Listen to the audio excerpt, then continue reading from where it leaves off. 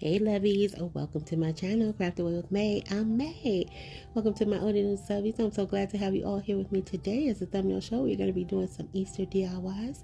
So let's jump into the first project, starting with this wood piece here that I got from Hobby Lobby. Okay, so only one part of this sign comes apart, and I am going to take my Burnt Umber by Apple Barrel, and I'm going to use that as a stain for the entire piece. Once I get that stain, I'm going to go in with some of this white paint by FolkArt, and I'm going to cover just this part of this this piece. I'm not giving it full coverage. I do want some of that brown to peek through. Once that dries, I'm going in now with some Mod Podge, and I'm going to give it a full coat of that. And once I put that on, I'm going to set that aside to dry, and then I'm going to go in with this beautiful rice paper that I got for decoupagenapkins.com. It's not your traditional Easter saying, but I thought it was very fitting for this piece and what I wanted to do with it. So what I'm going to do now is take my water pen, and I'm going to outline the parts that I want. Now we're just going to do a simple decoupage. Now I know you guys know, if you've been with me quite some time, you've seen me do this technique quite a bit. And the good thing with using rice paper, it is a lot more forgiving than tissue paper or using a napkin. You really don't even have to use a water pen. You can simply kind of create a tear and just pull it accordingly, just guide it along, and it'll tear just fine. But because I only had one, I didn't want to risk it by accidentally tearing a portion that I didn't want torn. So I just decided to use my water pen. Once we get that outline how we want, I just took that piece, added it back to the project, put some parchment paper, and went over it with my mini heat press. That just reactivates that Mod Podge to help our picture stick. Once all that is done, where you see I am now, I'm just giving it a full coat of Mod Podge to seal everything in place. And I gotta say, guys, this was really pretty. I absolutely love this. It surpassed what I was expecting, and I love that. So just like on that first project, I'm going to go in with some more Mod Podge, add the same to this part of the wood piece, and just like that first piece, I'm going to add the Mod Podge and heat press, and we're going to get that adhered to the surface. Sorry guys, have a little tickle in my throat. Magic of editing, I am back. All right, we're just touching up those little edges because I didn't pull that Mod Podge, that first layer, all the way out. So I just was touching it up before I actually seal it in. Okay, and so once we do that, we're going to go ahead and start to reassemble this. Now right here, because I did add paint to this, and this part did warp quite a bit, it would not fit back in that slot. So I'm just taking my finger sander and I'm just sanding down that surface just so we can get that back in the groove right there. Like I said, it did warp as well, so that was working against me also. But we made it work, and I gotta say, I really love this piece. I absolutely do. It's very simple, but it speaks volumes to me, and I love it. I just really do. I was a little concerned about that, the writing on that dark background, but it actually looked like it made it pop just a little bit more. I don't know, it kind of almost gave it like a holographic style look to it. I guess I don't know, it made it pop, in my opinion. So right here I have those 3 crosses that I had in my stash. I left them in their natural state. I didn't want to add a whole bunch of color to the projects today, with the exception of one, but I just wanted to keep this particular project nice and rustic, given the times. So right here, I decided to take this Risen Word, and this actually came from a pack from Dollar Tree a couple years ago. They had came out with some laser cut words, and I was able to snag a couple. But what I was going to say here is I went in with this blue, and it was a bit more, I guess, pigmented or more bright, I guess, than what I thought it would be. So I tried to tone that down with going in and doing some distressing with some white paint over it. It did help, but it's still more blue than what I wanted. So right here, I'm taking some of these little mini lilies that I had in my stash. I'm taking this little bow that I tied. It's just a very simple shoestring bow. And I'm going to add that right to the bottom of that little bouquet that I added to the cross there. We're going to cut down those tails just like that, and we're going to go ahead and adhere that to the surface. Again, I wanted to keep this simple, but I wanted to give that big statement, you know. It's a message here, and I absolutely think I captured it. So once we get that assembled, I'm just going to go ahead and make sure the placing is how I imagined it. And we're going to just put everything into place. So I gotta tell you guys, I don't know, this is just probably my favorite of today. I really liked all 3 projects, but again, the message here just, you know, it just opened my heart. It just did. And I love that. I love when I do projects like that, you know, you have the vision comes to life. I've told you guys this a million times over. When it comes to life, it just, something about it just tugs at your heart. So right here, because that warping was bothering me, I went in with one of the little mini cubes to hold it together. It did actually pop apart again, just because I didn't give it enough time to dry and I started moving it around and stuff. But I could go back and just reglue it again. But here I'm adding in some more lilies, and that is pretty much it for the project. I did want to bring some more of that brown to the forefront on this, and at first I was going to sand it, and then I was like, it's just so thin, I don't want to risk it. So I was like, here, we're just going to do some distressing, and it actually looks like the wood underneath, you know, the stained wood underneath. So yeah, that I think it came together lovely. So right here, I just want to give a shout out to my Genie Bean. Thank you for sharing your beautiful diamond artwork with us. I am totally digging what is it? Mutant Ninja, oh my goodness. Is it Ninja Mutant what is it called? Mutant Ninja Turtles? I don't know, y'all. I forgot. It's been so long since my son, he used to watch it all the time. Mutant Ninja Turtles, right? Or Ninja Mutant, I don't know. I can't remember. Y'all will tell me in the comments. But Genie Bean, I loved it. Thank you for sharing with me. All right, so here we're moving on to project number 2. And because you guys really love the Mackenzie Childs video I did a couple videos back, I had this piece in my stash. And I've had it for a while, and I just didn't know what to do with it. And I was like, well, why don't we continue on with the black and white theme just for this project? Now these, they're all religious based in my opinion, but this, I wanted to switch up the color again. And like I said, in the other video, I'm doing some black and white in my guest room. And well, it's always been black and white since I got here, but I wanted to switch some things up in there. But anyway, so I was like, well, let's try this out and see how this works, right? Because again, I feel like I can make this into an Easter project. I can take it into summer, fall, Christmas, and just really work with it that way. So right here, once you see, I painted everything down and I did the outline with the gold paint. I'm just going in with one of these pool noodles right here that I cut down to size to fit down in there. And then we're going to just take some of these super pretty spring florals that I had left over in my stash, and we're just going to clip those down and just start arranging them. No rhyme, no reason.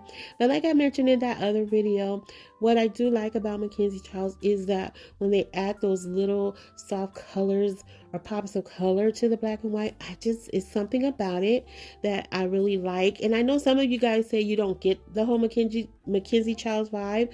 I'm not obsessed with it. It's not like, you know, I have it everywhere. It's just certain pieces that I do like, and I do get inspired by them. So yeah, so here I'm just going in and arranging the florals till I get them to my liking. And I am not good at arranging florals by any means, lovies, but you know, I do what may do and just keep going. Especially when there's nobody here to stop me. But in this case, I don't think I needed anybody to stop me. I think I did pretty good. I must say, I think I did pretty good. So here I wanted to add just a little bit more to it. I'm taking one of these little doorknobs, adding some of my gold rub and buff to that, and we're going to put that right on the top of this piece. And that's going to pretty much almost be it for it. But again, because we are keeping this Easter theme, now this can totally just be a spring vibe, right? But like I said, we wanted to do all things Easter today. So I had this Happy Easter cutout that I had in my stash as well. That came from Hobby Lobby a couple years. I think they bring these out every year, to be perfectly honest. So I'm sure if you went over, you can find them. And I'm sure I got them on sale, probably for like 40 or 60. Sometimes they'll do like that 66%, but I'm pretty sure I did not pay full price for them, and I think they're kind of inexpensive. I think they're like $2.99, $3.99 or something like that. Get quite a few in a pack. But I'm just taking some of this lavender color paint, and I'm gonna go ahead and paint that for the Happy Easter. And then I went in with this mint green color, and now I'm going to just add in some skewers that I had in my stash. I'm going to add that to the back of each one of those, one to the Happy Easter and one to the cross there.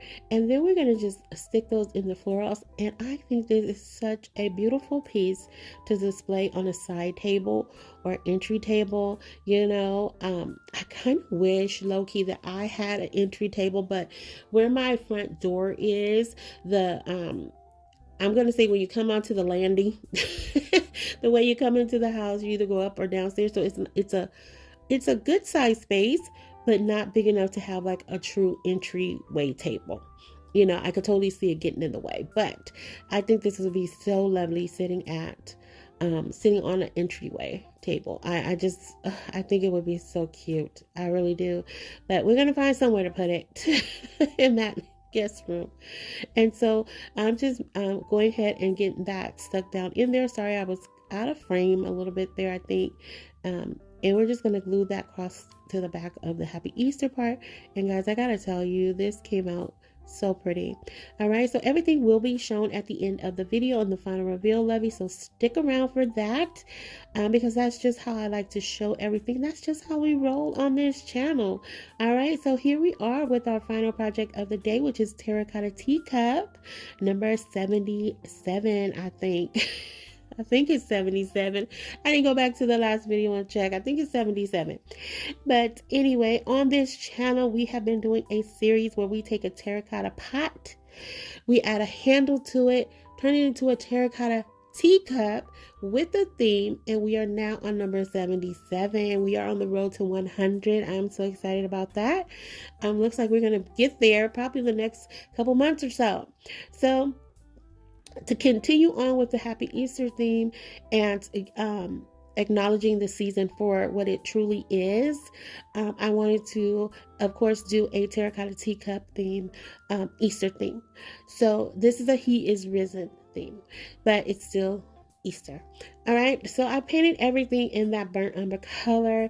I took some of that lavender paint and went over that medallion that says He is Risen. I got that in a pack from Hobby Lobby as well. Again, I'm sure they have it, still have it in stock there. I got this some time ago, and so but I'm sure they still have it. It came in one of those little trays where they have all the different cutouts and stuff in it.